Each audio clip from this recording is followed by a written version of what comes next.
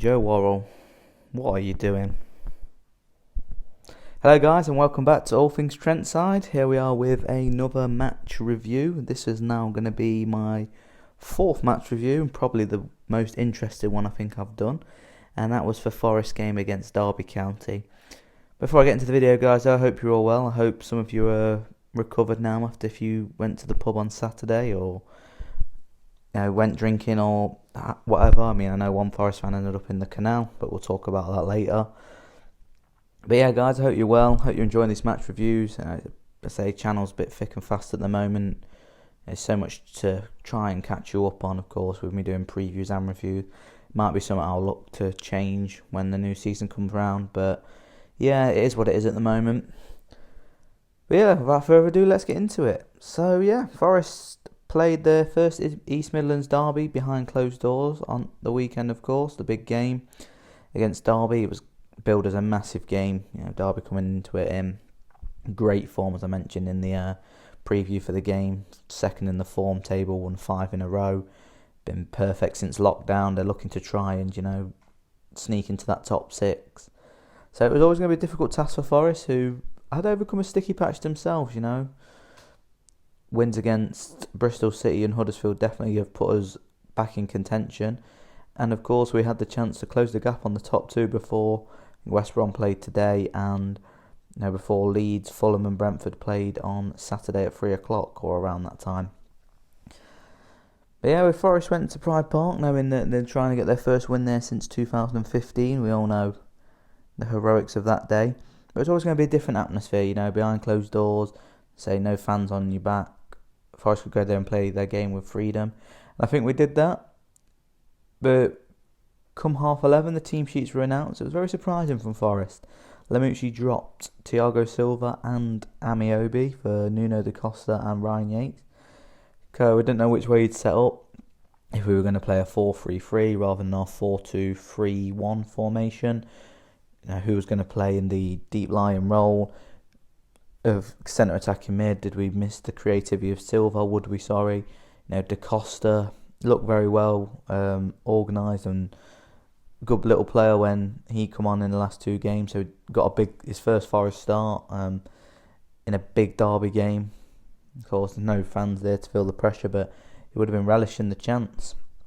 It was very surprising. I thought Amiobi not really put a foot wrong since we come back, but as it was pointed out to me, and I think looking deeper down the line, he was brought on to, stretch the defence when the game was petering out, kind of thing. But yeah, of course, Derby named their starting 11 as well. The way Sky build up the game, you'd think they'd just have named 11 Wayne Rooney's. Rooney did play normally in his I don't know where the quarterback role come from, but in the CDM role, and rather than behind the striker, which I'm a bit surprised about. I know Derby have played him there a lot this season in the CDM role. I don't know why they've done that. He's an attacking player. He can shoot. Not really known him for his tracking back. Really, I know he can play there, but for me, he'd be much suited playing in that centre attacking mid role. But maybe he's just getting older. You never know.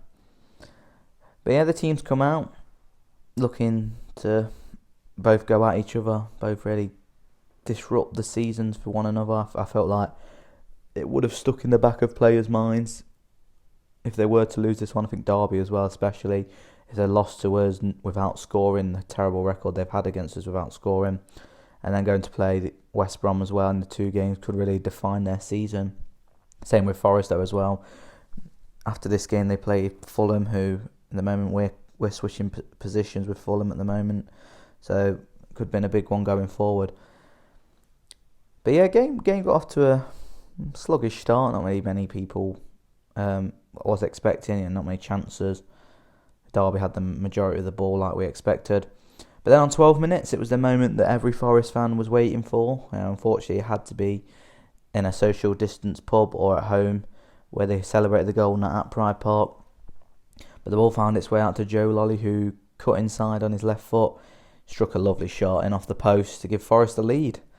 I think Derby were disappointed with the defending. No one, challenged Joe Lolly. You can't let him do that. You know what he's got in his locker. I think keeper sees it quite late as well and goes across him. Did take a little nick on the way, but it was still a lovely struck shot and set Forest on their way really from 12 minutes until the 96th. We'll get into that in a minute though. So yeah, Forest went 1-0 up. Derby didn't really prove any threat. I don't really think Samba had a big save to make. He did look a bit sketchy though. There was a few crosses that, I think it was one where he palmed it out. I can't remember if it was his second or the first half, but he did palm it out, and luckily someone was back there defending. But on another day, you've got another player steaming into that to tap it in. But Forest were continuing to frustrate Derby. I think after the goal went in, and probably around the 35-minute mark, Derby did start to come in the game a lot more and have more possession. See that seen as setback. Don't really think there was many attacks. Forest defended resolutely, and we held our own. We got into half time at 1-0. We would have taken that. I think anyone would have taken that. It was very surprising that Derby didn't come at us more. Wayne Rooney as well was a bypasser in the first half. He didn't really do much. That was Derby's problem. I think they kind of looked for Wayne Rooney for inspiration.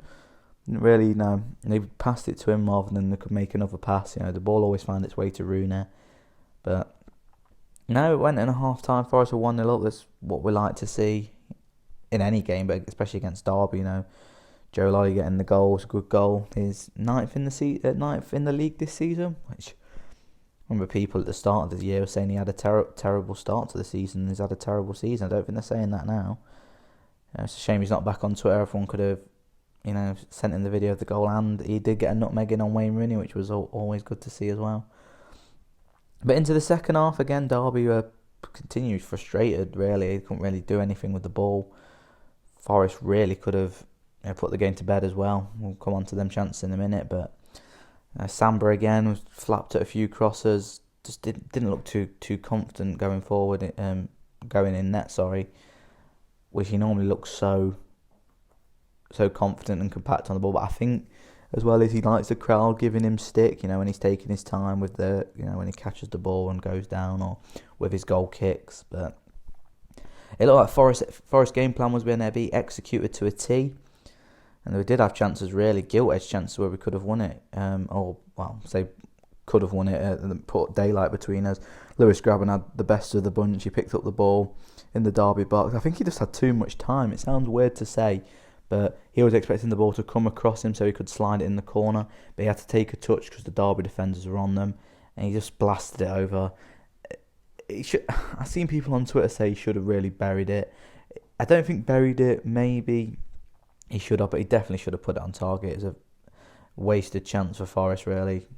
2-0 as well, and the way Derby were playing. I don't think they would have come back from that. Probably in their minds as well, how long they've not scored a goal against us. Like I say, I think on the day of the actual game, it was 993 days since they last scored in the 2-0 win in 2017 when Vidra and Nugent scored.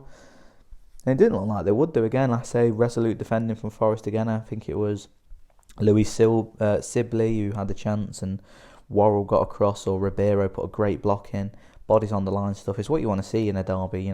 Ryan Yates got clattered as well. He was wearing a mask. He took one in the penalty box and started bleeding again. It epitomises, how good Ryan Yates has been since the return of football. I think he's been excellent. I've been one of his biggest doubters. I might say one of the biggest, but I've been one of his doubters since he's been in the team. But he's really proved me wrong, especially the Bristol City game. The way he puts his body on the line for Forest, not many players can do that. But yeah, this was then now, I think, with about 75 minutes on the clock, and Forest were just getting bombarded. You felt a Derby equaliser was coming, but they just didn't have that quality in the final third that they have done in recent weeks. So Forest pushed forward themselves. Samba Sound, we've got a start, which was good to see. He came off around 65 minutes and was replaced with Thiago Silva, who come on. Sammy Amiobi come on as well, like I say, to stretch the game. What I will say is I didn't really mention him, apart from that he got a start, was Nuno da Costa. He was excellent. Really got some good trickery about him, good pace. Didn't get really a chance to show us what he can do in front of goal. He did have a shot, but did fly harmlessly wide. He probably could have taken a few extra touches as well. But other than that, he was fantastic. So was Samba Sal, as what we love to see. Just getting stuck in as usual. Surprised he didn't get a yellow card, but Glad he didn't. It was just more minutes under the belt for him. But yeah, it was the Forest substitutes who combined, which really could have put the game to bed for Forest, where Thiago Silva picked up the ball on the edge of the box. He killed a lovely shot to try to pass it in the corner, and fortunately for Derby, it come off the post. That would have been game, set and match. So little to go and say how little Derby offered going forward.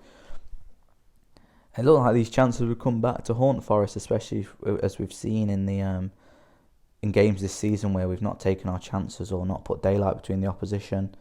But sometimes we can grind out wins as well. As I say, I think the Bristol City game, that was our 12th 1-0 win of the season.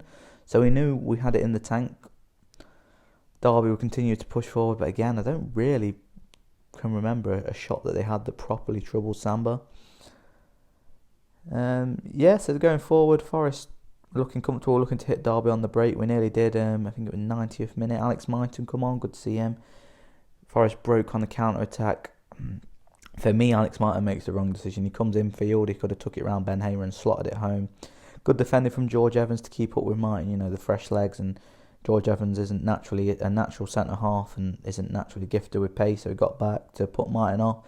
And it was one of them agonising moments, wasn't it, where the ball was dropping, and would it drop the right side of the goal or the wrong side? Unfortunately for Forest, it was the wrong side.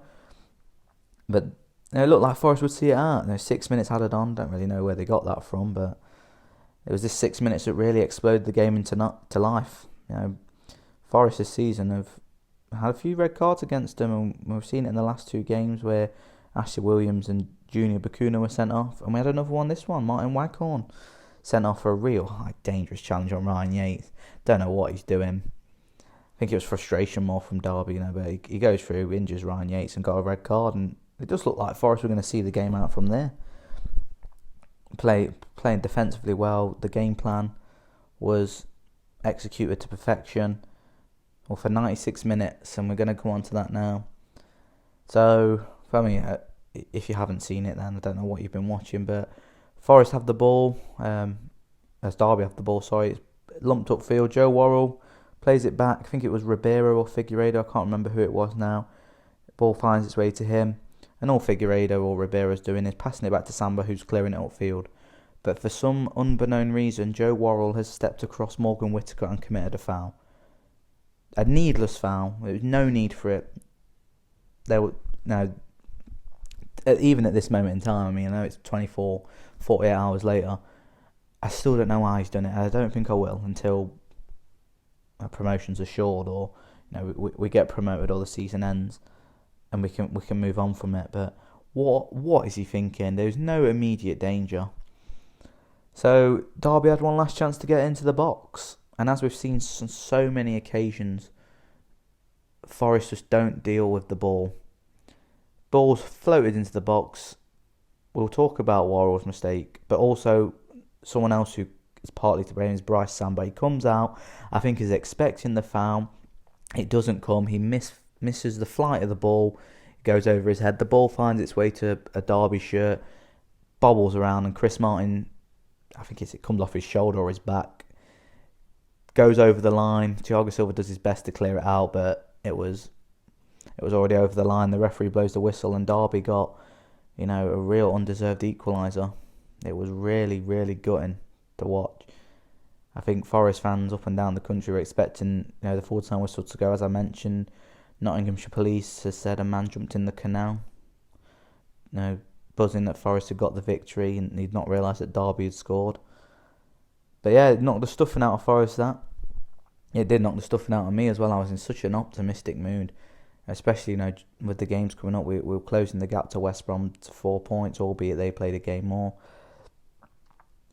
But yeah, the game finishes, and if it was a loss, I know it won't count as a loss, but it was a loss. Same with Sheffield Wednesday.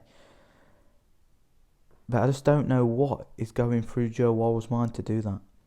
If he's misjudged the flight of the ball, and the ball's going through to Samba, and Morgan Whittaker's coming onto it, and he's like, right, I'll just make a foul here, just not tug him back. He can't get through because it would have been a one-on-one situation. Then fair enough, you can say, okay, he did the right thing. They've scored from it, but they might have scored anyway. But there's just no danger. The ball's going back to Samba. He's clearing the ball upfield. We go to Derby, do the Derby double over them. They continue their poor record of not scoring against us. and their rubbish record over the past few years against us. Lamucci becomes the first manager to win 3 derbies in a row since Brian Clough. Everything's looking good. But to do it, I know people are laying the blame at Joe Worrell's door, but there's also questions to be asked of Bryce Samba. I don't think he's looked the most confident since coming back after lockdown. I don't know why that is, but he should be commanding that. I think for me, he's waiting for the foul. He's waiting for someone to clear him out so he can be like, "Oh, I've been fouled. Let's take the free kick, waste some more time." But yeah, it was a sickening blow. It was undeserved from Derby. I don't think they created a lot going forward. I'm not saying that they didn't have a majority of possession like I said they would do, but I think for overall clear-cut chances, say the Grabban one, Thiago Silva hitting the post, Alex Martin at least. Forest could have been out of sight really and really embarrassed Derby in their own patch. But no, Derby got the goal. Obviously, delighted the fans on Twitter. I know someone did change the Twitter thing as day since Derby last scored against us. Now it's day since Derby last won because it's been a while since they beat us now, which doesn't really mean a lot at the moment, especially with the result. Joe Worrell's not been on Twitter since. There's people slating him. I think he put a picture up of him catching a fish from 5 days ago, and people are still, messaging him. And get some people, but it's one of them, isn't it? I think against any opposition, I saw someone know if it was against Bristol City, would you have moaned? Yes, but not as much. I think it's just the passion and the rivalry and the bragging rights we wanted over this game. We wanted, to do the double and continue this fine run of form, and then in Derby's fine run of form as well. Because I feel if they'd have lost yesterday, and then went to West Brom, would have been difficult to try and get some momentum back, especially with Derby's fixture list coming up, and they've still got to play Brentford and Leeds as well in this time. So yeah. It's happened now, isn't it, though? I think at the time, last night, I was really, unhappy with Joe Worrell's decision-making, but it's happened now. You move forward. At least it wasn't a loss, and I think people would have took a point, would have probably bit your arm off for a point. Bit your arm off? Bit your hand off is the saying, I don't know, but they would have took a point at the start of the game. I know in usual circumstances, it does feel like a loss, but it's a point more on the board for Forest. And takes us into our next game, continues our good start. It'll be interesting to see if Lamucci does drop Joe Worrell. We've seen him be ruthless in the past and drop players who have made mistakes. Again, though, it just begs the question. I think I talked about it in my Sheffield Wednesday preview. I don't know why Michael Dawson sat on the bench. He brought Michael Dawson on Bristol City to see the game out. Is it because Derby weren't posing enough threat? Because Bristol City were carving out half chances, where Derby does not. He thought Derby aren't even having a clear strike on goal here. I just don't know why you don't bring Grabban off instead for Alex Martin. Bring Dawson on. Again, it's really questionable decision making that's cost Forest. And I've seen that we've dropped 12 points on winning positions. That's criminal. That is why Forest aren't a top 2 side in my eyes yet. Like teams who win the league and go up, find a way to win and don't. I mean, obviously it happens that they chuck away late goals, but not like that. Especially, calamitous decision making and awful defending have cost us. It's not even like, I don't know. I'll use it for example because everything Wayne Rooney did, I'm surprised it wasn't shown on a Mon charge. But if Wayne Rooney had have scored a 30-yard free kick and there was nothing you could do about it, then fair enough. But it's just the fact is that what decision makers go for your man, the keeper and Joe Worrell. I mean, I know Joe Worrell will get most of the stick, but Samba's got to claim that. It's one of them, isn't it? Take the positives. The way we played was excellent. We frustrated Derby so much. A Derby side who was in great form, who looked like they could have blown us away. We didn't really let them have a sniff at anything. I can't remember Samba having to make a clean cut save really, like one where he was forced to work. But other than that, it was a good game for Forest for 96 minutes. Best team on the pitch wise for carving out chances and carving the game plan out. Derby liked to play with the ball more, but they didn't do anything with it. But it keeps up the record. Derby still haven't beat us for a while now, which is always good, and we didn't lose. I think it did feel like a lot, like I keep saying, but it's not as bad as if we'd gone there and lost.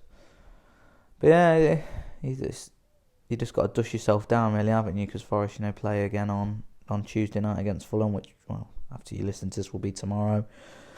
So big game for Forest again at the right end of the table, looking to dust ourselves down now, and we play out against Fulham, another team who are in the mix for the playoffs. So we need to show that we might be playing these teams, and on the balance of things that you're looking at, if Forest were to get Derby, if they make the playoffs, or Fulham, that we can play well against them already, and we already have done. So encouraging sides going forward, and Joe Worrell will learn from his mistake and his naivety there, but it's one of them, isn't it? You can't.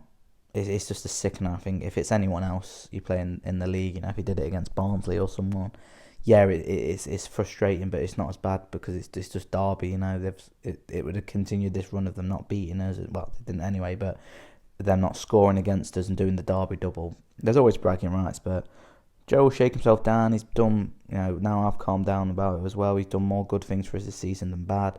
So he'll come back stronger.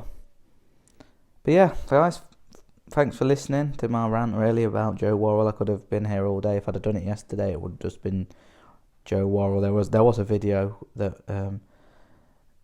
someone took of me yesterday of saying some swear words, and Joe Worrell, what are you doing? I would have put that on the video, but it would have probably been removed. So yeah, if frustrations, if you are listening, Joe, which you're probably not, but if you do listen to the podcast, we all still, you're one of our own kind of thing, and you'll come back stronger. But yeah, guys, thanks for listening. Just on a note though, I do want to mention the tragic news about Derek Otim, the Forest Academy player who sadly passed away. I think it was today. My thoughts go out to his friends and family at this difficult time. From what I've been reading on Twitter through all the players that knew him, he seemed like a great lad, and unfortunately didn't work out for him at Forest, but a life that was taken far too soon. So rest in peace, Derek. But yeah, guys, thanks for listening to the video. I hope you did enjoy it. My match preview for Fulham will be out on Monday, or probably Tuesday now, just before the game, so you can watch it, listen to it on your lunch break maybe. Just keep an eye out on social media. But yeah, guys, thanks for listening. I hope you are all well and staying safe in this crazy time. Please like, share and subscribe. The support means the world to me. It has been a very, testing time for me, trying to make loads of videos back to back, of course, with us playing, doing a review and a preview. It has been difficult. Maybe, like I say, it's something I'll explore next season. But yeah, guys, thanks for the video. Thanks for watching the video, and listening. I always appreciate it. Give us a follow on social media as well. And like I say, I'm always looking for constructive criticism, so tell me what you like, tell me what you don't like, and I'll try and change it.